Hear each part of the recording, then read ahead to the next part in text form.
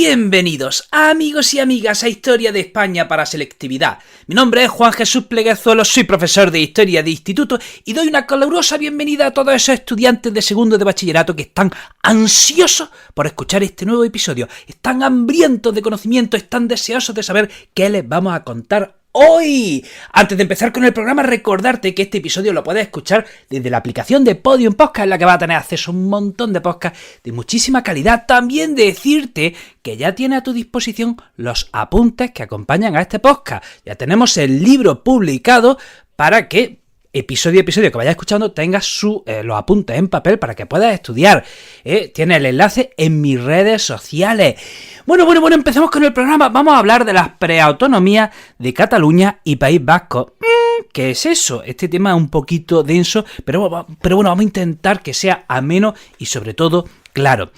Vamos a recordar, vámonos a la Segunda República, 14 de abril de 1931, se proclama la Segunda República. Recuerden, 12 de abril del 31, elecciones municipales. En las capitales ganan las candidaturas republicanas. En el conjunto de la nación habían ganado las candidaturas monárquicas, pero en las capitales las candidaturas republicanas, y esto se entendió que el pueblo quería un cambio, que el pueblo quería ya una república, de manera que el 14 de abril se proclama la Segunda República. Y ojo, mientras en toda España se proclamaba la Segunda República, atención, en Cataluña, Francesc Macià, líder de Esquerra Republicana, proclamaba la República Catalana dentro de la Federación Ibérica. Interesante, ¿eh? O sea, proclama la República Catalana dentro de la Federación Ibérica, a la vez que se estaba proclamando la República en el resto del país.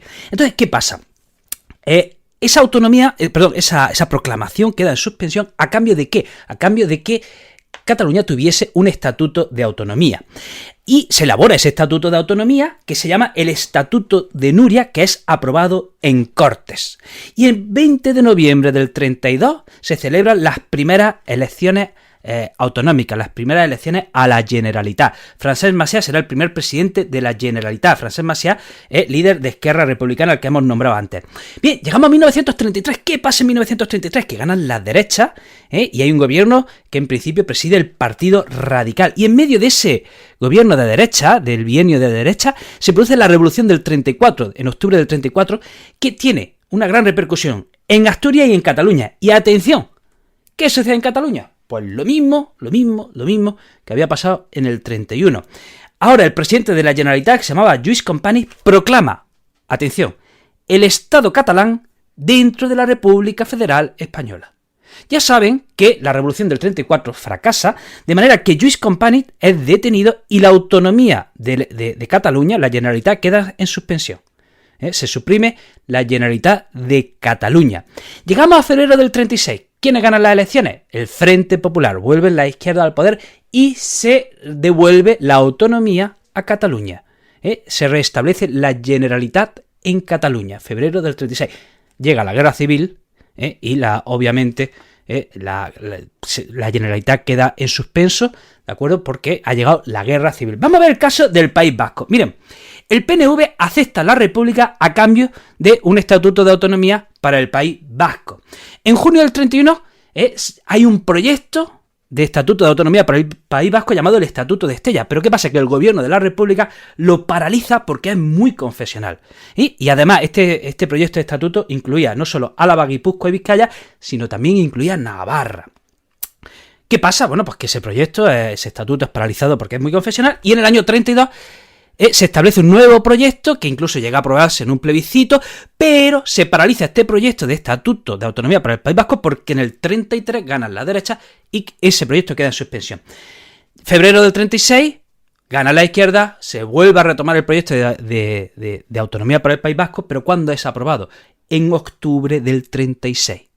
En octubre del 36 se aprueba el Estatuto de Autonomía para el País Vasco y el primer Lehendakari sería José Antonio Aguirre, y en este estatuto no estaba incluido Navarra, pero vamos, se aprobó en plena Guerra Civil, o sea que no tuvo efecto.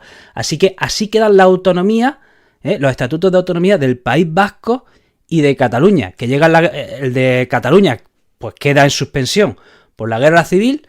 ¿de acuerdo? Y el del País Vasco se aprueba en mitad de la guerra civil, pero no llega a tener efectos. Y entonces ya tenemos la dictadura del general Franco. Y Franco muere el 20 de noviembre del 75. Ahí empieza la transición, ¿de acuerdo? Ya saben que después de Franco, el presidente de gobierno era Arias Navarro, que es sustituido por un auténtico héroe llamado Adolfo Suárez, y que a comienzos del 77... se consigue aprobar esa ley que había impulsado Adolfo Suárez, que era la Ley para la Reforma Política, y esa Ley para la Reforma Política posibilita las elecciones democráticas. En el año 77, en junio del 77, se celebran las primeras elecciones democráticas después de la dictadura. ¿Y qué pasa en esas elecciones?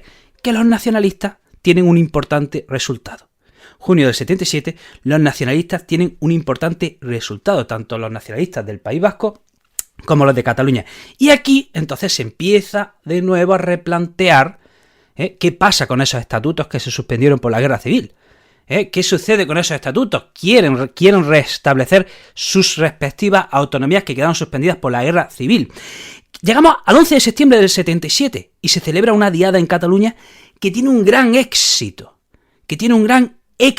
Y entonces aquí cuando Adolfo Suárez propone restablecer de manera provisional la Generalitat. Problema, no hay un marco legal todavía. La Constitución española se está elaborando en ese momento. ¿De acuerdo? Estamos en el 77, septiembre del 77. En estos momentos se está elaborando la Constitución, así que lo que se hace es conceder una preautonomía. ¿De acuerdo? Se inventa esa figura, que es la preautonomía. Resulta que la Generalitat sí se había mantenido en el exilio. Así que en el 77 se restablece la Generalitat y Tarradellas será, que había sido el presidente de la Generalitat en el exilio, será el presidente de esa Generalitat, que en principio era una preautonomía, mientras se van negociando el nuevo Estatuto de Autonomía para Cataluña. En el País Vasco, bueno, pues el caso era más complejo. ¿Por qué? Porque estaba la violencia etarra, la violencia de ETA, y además estaba la reivindicación de incorporar a Navarra. ¿De acuerdo? Entonces, esto hace que el caso del País Vasco sea más difícil y más complejo. En enero del 78 se establece lo que llaman el Consejo General Vasco, presidido por Ramón Rubial, y que estaba integrado por partidos nacionalistas vascos. Y ahí se empieza a trabajar en un nuevo estatuto. Se empiezan a considerar incluso algunas reivindicaciones de ETA con la ingenua idea de que ETA abandonaría la violencia, cosa pues que no pasó, ¿de acuerdo? Entonces, ¿qué pasa? Que ambos estatutos, tanto los de Cataluña como los del País Vasco, son aprobados en Cortes y refrendados el 25 de octubre de 1979. En marzo del año siguiente se celebran las primeras elecciones autonómicas tanto en Cataluña como en el País Vasco. Repito, ambos estatutos son aprobados en Cortes, refrendados el 25 de octubre del 79, y al año siguiente son las primeras elecciones autonómicas tanto en País Vasco como en Cataluña. Y a lo largo del 78 se van formando organismos preautonómicos en las distintas regiones de España.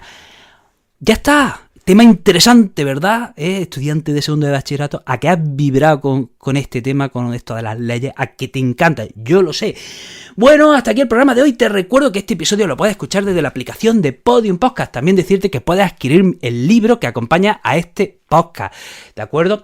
El enlace lo tienes en mis redes sociales. Soy el profesor inquieto en todas las redes sociales, Facebook, Instagram, YouTube, TikTok, ahí soy el profesor inquieto, y en Twitter soy el profe inquieto. Querido amigo, querida amiga, te mando un pedazo de abrazo y nos vemos en el próximo programa.